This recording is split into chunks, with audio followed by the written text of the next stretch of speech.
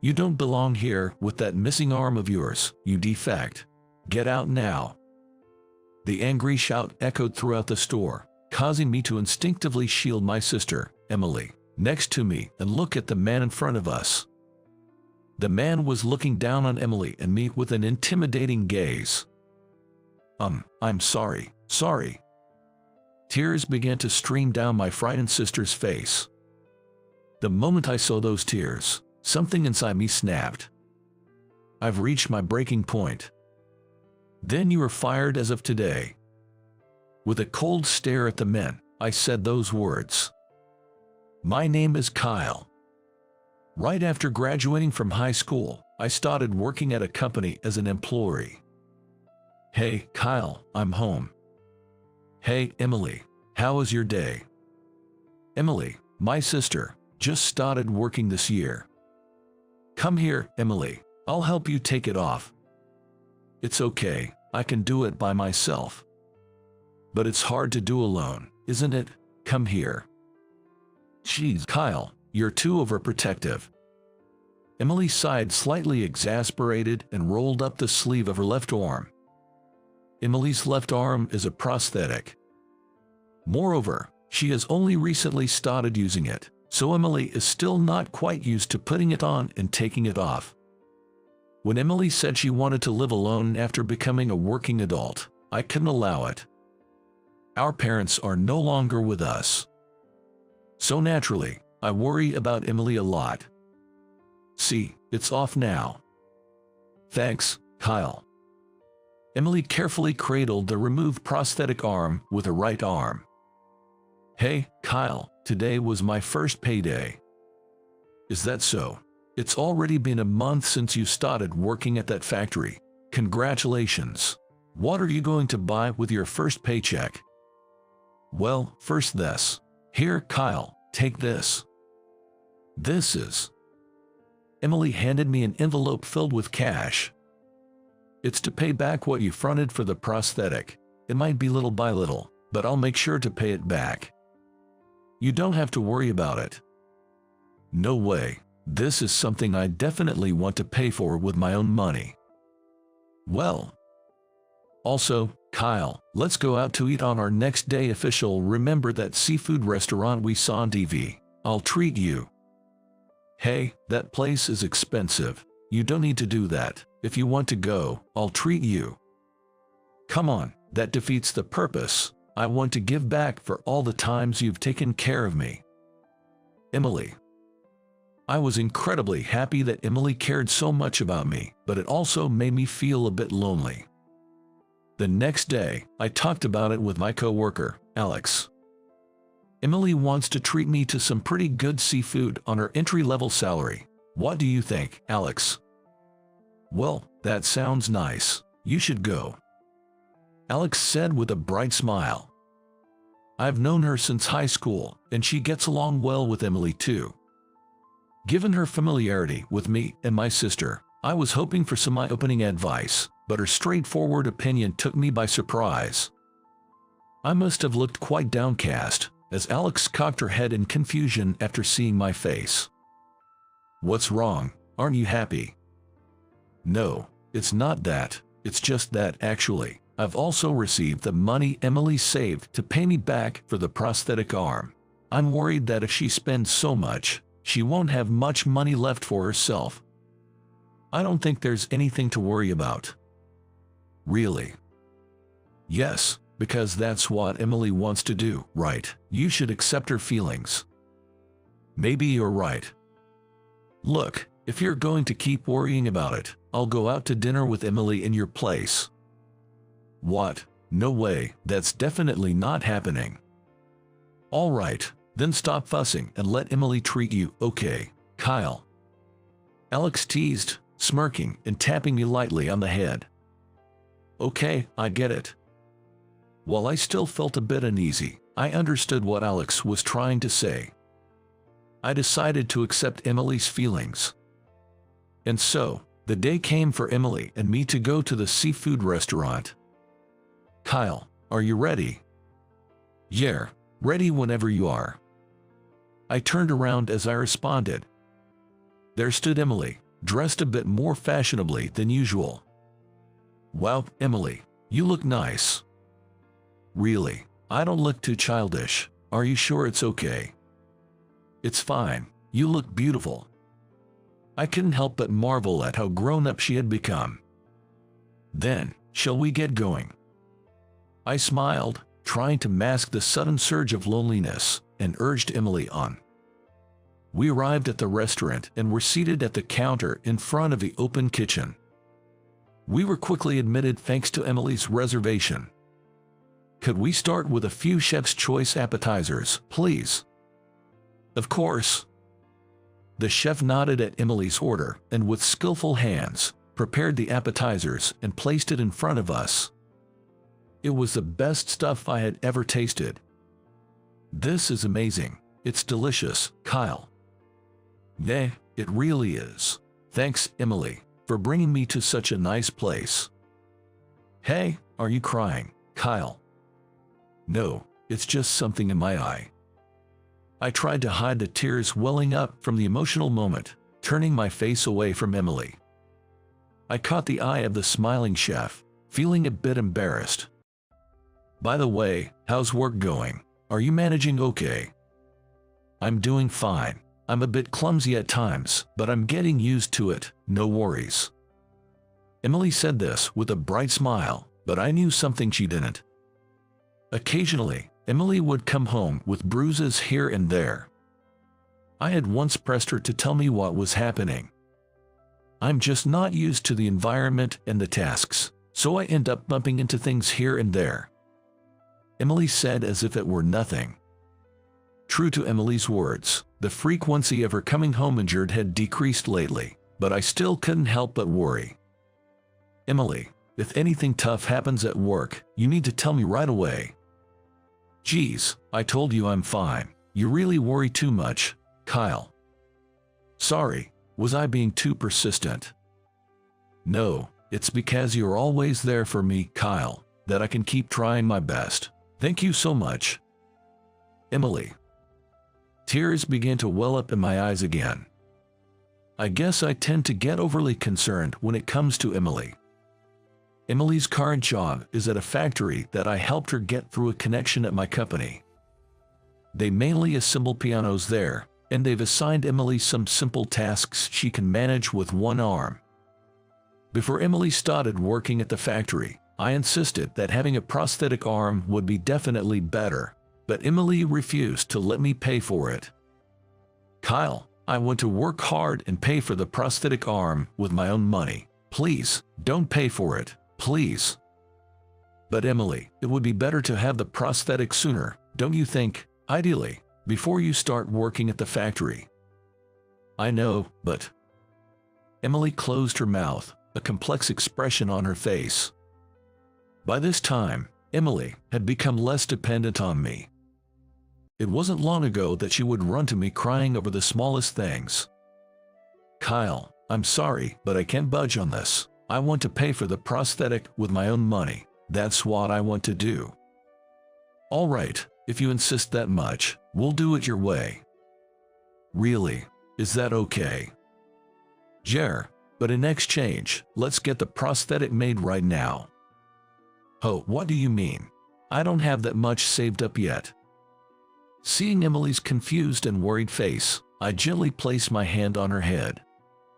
"Yeah, so I'll cover the initial costs. Once you start getting your salary, you can pay me back little by little, as long as it's not too hard on you." "Kyle." Tears started to roll down Emily's cheeks. "Thank you, I'll definitely pay you back." "It's okay if you don't, though." "No, I must. I absolutely will. You have to take it when I do. It's a promise." "Okay, I understand. I understand." I stroked Emily's head, comforting her as she began to cry. It hasn't been that long since that day, but lately, it feels like Emily is growing up at an incredible rate. As I gazed at Emily's face, she gave me a slightly troubled smile. "What's wrong, Kyle?" "I was just thinking, you've really grown up." "Of course I am. I'm an adult now, you know. I even want to live on my own." That's out of the question. Besides, you can commute from home for now, so there's no need to rush into living alone, right? Maybe you're right. I guess I'll keep relying on you a bit longer then, she said with a laugh. Perhaps she realized how earnest I had become. Emily looked at me with a mischievous smile. Kyle, thank you for supporting me this far. I might lean on you a lot more in the future, but today is on me, so tub. Thank you, Emily. When Emily first started working, it wasn't just the injuries. She often looked exhausted when she came home. I had thought about convincing her to quit if this continued. But Emily has persevered and continued with her job. I felt a deep sense of emotion at Emily's growth. Today would surely be a memorable day for us siblings. As we enjoyed the delicious meal and had a great time, a man unexpectedly approached us from behind. Emily, what are you doing here? Good evening, Mr. Jones. Seeing the face of the man who approached, Emily's expression darkened instantly. It was rare to see Emily, who's usually so friendly, show such an attitude towards someone, which made me scrutinize the man's face closely. So, who's this guy, your boyfriend? No, that's not it. This is my brother. Mr. Jones glanced at me disdainfully. I didn't like his attitude, but considering he was someone from Emily's workplace, it seemed better not to stir up trouble. Are you from Emily's workplace? I'm her brother, Kyle. Nice to meet you. I'm Bill Jones, the factory manager. Mr. Jones seemed to be around my age. Despite being the manager, he was quite young. I remembered hearing that a veteran worker at Emily's factory had retired not long ago. Mr. Jones, Emily's always been grateful for your guidance, but let's leave work out of this since we're in a private setting and enjoy our time here today. Yeah, sure. I tried to casually steer the conversation away and distance us from him, but for some reason, Mr. Jones decided to sit down next to Emily. Feeling uneasy about it, I turned my attention back to Emily. Emily, would you like to order something new? Yeah, let's see, what should we get? Emily smiled awkwardly, leaning towards me as if she felt uncomfortable next to Mr. Jones. He was watching her intently with a somewhat oppressive gaze. Emily, could you look this way for a second? What? Oh, just as I thought. There's an eyelash on your cheek. Go to the restroom and take it off. Oh, sorry, and thank you. I'll be right back. Taking the opportunity while Emily was away, I moved to her seat. I somehow felt it wasn't right to leave Emily and this man side by side. You seem to get along well with your sister. I guess. It's normal, I think. Now I see. It's because you spoil her so much that she's always so coddled. His gaze felt unsettling, as if he was assessing me. At this point, I had a hunch. The reason Emily often looked unhappy when she came home from work must be because of this man. Kyle, sorry for the wait, and thanks. It's okay, no worries. Emily seemed to understand my actions upon returning from the restroom. Though a bit bewildered, she took the seat I had been in. Excuse me, could we get a couple more Chef's Choice plates, please? Of course, just a moment. Chef's Choice. Mr. Jones let out a low chuckle as Emily placed her order with the chef. Someone as useless as you, who can't even carry a load, sure is living the high life. It's a special occasion today. Oh, despite dropping important parts every day and getting yelled at. His words revealed something I couldn't ignore. It seemed Emily was being made to carry loads at the factory. Excuse me, sir, may I have a word? What is it? Looking at Mr. Jones, who regarded me as if I were an annoyance, I couldn't help but glare back. Mr. Jones, Emily isn't suited for heavy lifting tasks. I was under the impression that your factory was aware of this and hired her with that understanding. Weren't you aware of this? What are you talking about? We're paying her a salary. We can afford to give anyone special treatment, can we?" After belittling me with those words, he deliberately leaned over to Emily, grinning slyly. "It's disgusting, really. I have to tolerate your uselessness at work, and here you are, dining in a fancy place." I'm sorry. I'm so sorry. A defective product like you with only one arm doesn't belong here. Get out now." "Hey, Mr. Jones, please don't raise your voice."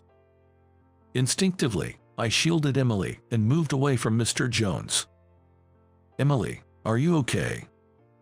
"Yeah, I'm fine. Sorry, I'm so sorry." Emily tried to hold back, but her voice trembled, and tears spilled from her eyes. "Emily, don't apologize. There's no need for you to be sorry." I wrapped an arm around Emily's shoulder, offering her a handkerchief. She weakly accepted it and stifled a sob. Why should Emily have to endure such treatment? It was unjust. Emily didn't choose to be one-armed.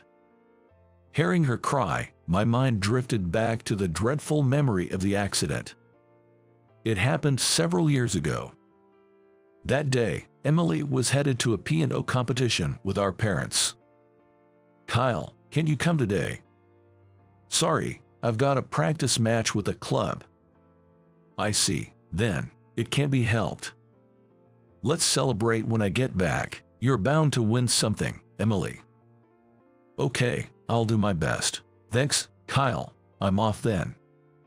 She waved with a smile, joining our parents in the car. Little did I know that tragedy would strike soon after. Dad, Mom, Emily. Suddenly called by the club advisor, I was faced with an unbearable truth. I rushed to the hospital I was directed to, screaming in front of the operating room. "You must be Kyle, right?" "Yes, that's me. Doctor, how are my parents and my sister?" "I'm sorry. Unfortunately, your parents." "It can't be." My mind went blank. It was a car accident. I was told they collided head-on with a car that veered into their lane. Despite all medical efforts, my parents were gone. And Kyle, please brace yourself. About your sister, Emily. The reality the doctor revealed floored me. After a long surgery, Emily was the only one who miraculously survived. "Kyle, where?" "Emily, it's okay, I'm here." "That's good. Hey, Kyle, my left hand. It doesn't move and doesn't hurt at all. What happened to my left hand?" "Emily, it's okay, don't worry. Just rest for now. I'll always be by your side."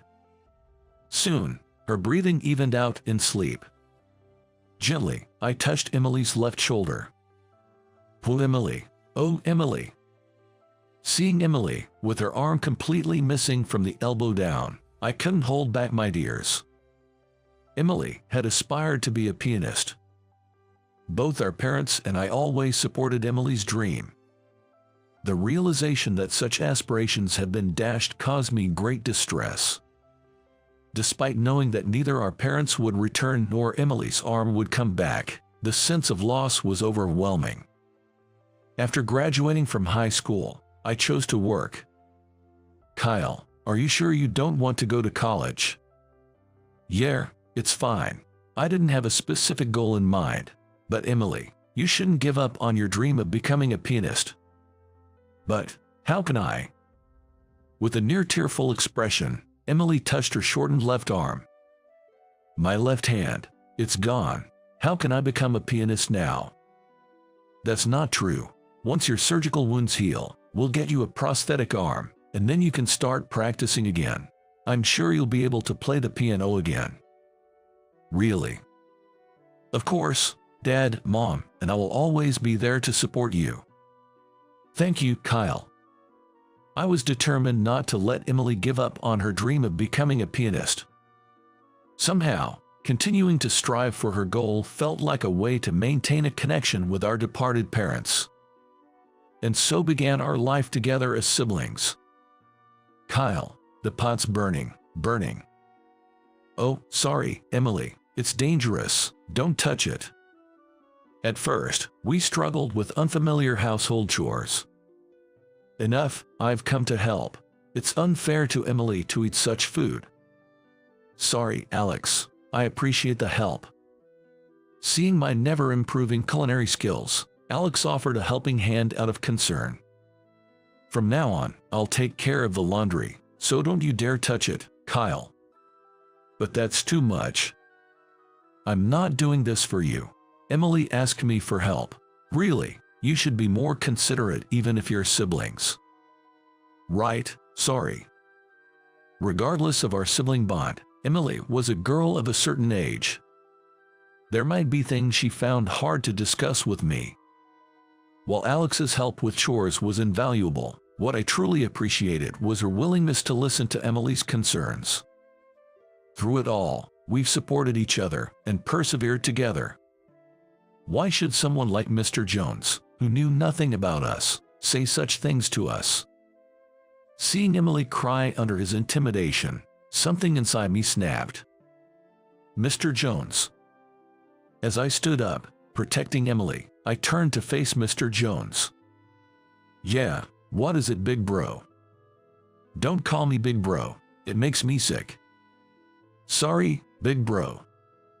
Mr. Jones's condescending laughter pushed me past my limit. "Mr. Jones, you are fired as of today." "What? What are you talking about?" His eyes widened in shock at my words. "Kyle." Emily looked up at me, worried. "Emily, let's go." "Wait a minute, what do you mean by that?" As we attempted to leave, Mr. Jones called out to us in a panic. I couldn't be bothered to explain. I pulled out my wallet, fetched a business card, and tossed it at him. "This is no way you are. I'll be reporting your behavior. Even if the higher-ups forgive you, I never will. Remember that." Ignoring Mr. Jones as he stuttered and gaped after seeing my business card, Emily and I settled our bill at the restaurant and left. We then visited Alex's house to discuss a certain matter.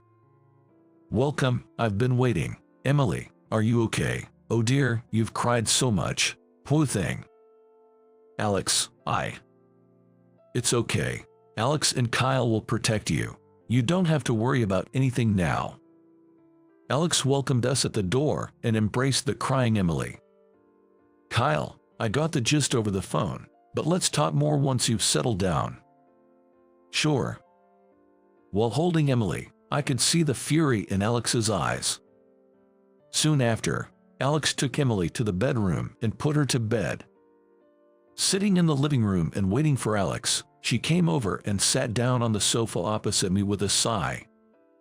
"Did you manage to get anything out of Emily?" "Yes, but you might not want to hear it. She made me promise not to tell you," crying. "I have a rough idea. Thanks, Alex." Alex avoided eye contact with me, as if disgusted. It seemed likely. The bruises on Emily's body were probably not just from dropping things, but from other incidents too. That man, he can be forgiven. "I understand. Let's go to the factory together tomorrow." "Are you sure, Alex?" "Kyle, I feel the same way as you." "Okay, thanks." Finally making eye contact, we nodded in understanding.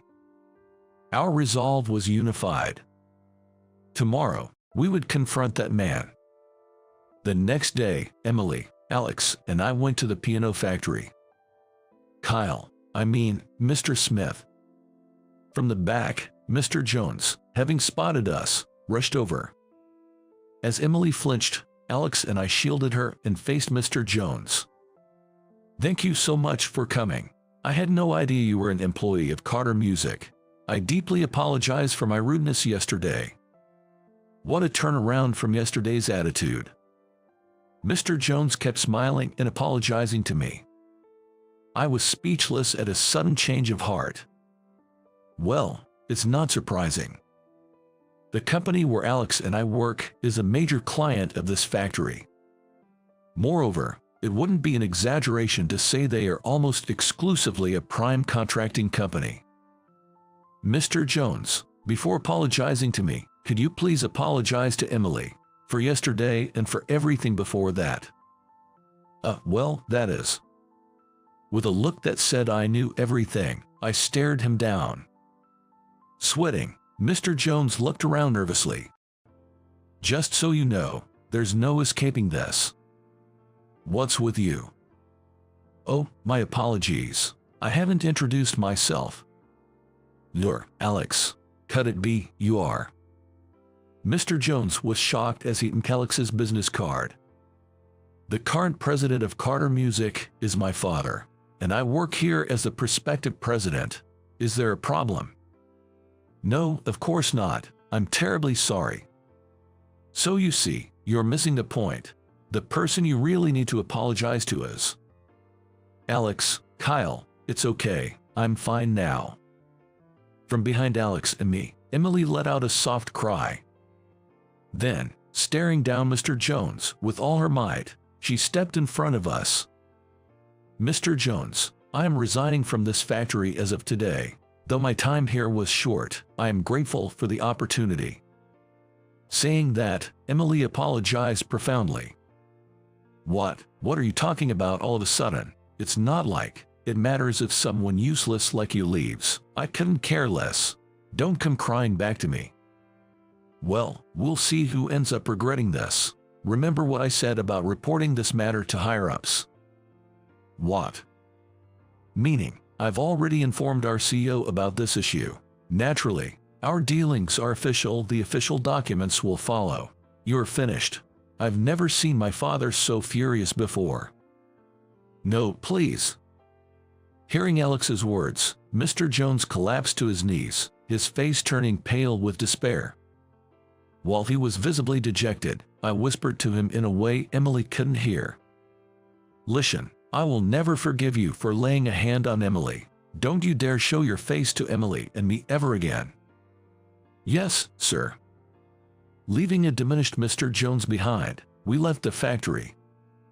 Some time later, Emily officially resigned from the piano factory and joined the company where Alex and I work. Here, Emily, this will be your station. Well, such a magnificent piano. All the attachments to the prosthetic hand for playing music are in place. Emily, do you think you can manage? Of course. Thank you so much for preparing such a wonderful place for me, Alex and Kyle. I'll do my best. Knowing Emily's situation, Alex's father, the president of Carter Music, started a new business venture for her. That venture was the company's own piano school. It focused on lessons for people with disabilities like Emily's, and she was set to teach here. Emily had started playing the piano again, and through the lessons, she had quickly mastered playing with a prosthetic hand. Emily initially played and taught songs that could be played with the right hand only, but has now grown to the point of teaching advanced pieces that require both hands. After some time passed, it's finally time for Emily's pianist debut. Yay, I'll have some good news to share with Dad and Mom when I get home today. It's a dream come true for your family. Alex and I attended Emily's first concert as a professional pianist. Rumored as the miraculous prosthetic pianist, the public's response was immense, and today's concert tickets sold out immediately. Hey, why don't we go say hi in the dressing room first? Yeah, that's a good idea. I hope Emily isn't too nervous. Urged by Alex, we headed to Emily's dressing room. Knocking and entering, we were greeted by Emily's smiling face. Kyle, Alex, I'm so glad you came. Of course. Congratulations on today, Emily. After the concert, why don't you, Kyle, and I go out for a celebratory meal? Oh, about that, Alex. There's a staff party after the concert today, so I'm sorry, but you and Kyle should go have dinner together. That's a shame. Tough luck, Alex. Laughing at Alex's disappointment, I couldn't help but find it funny. Kyle, come here for a second. What's up, Emily?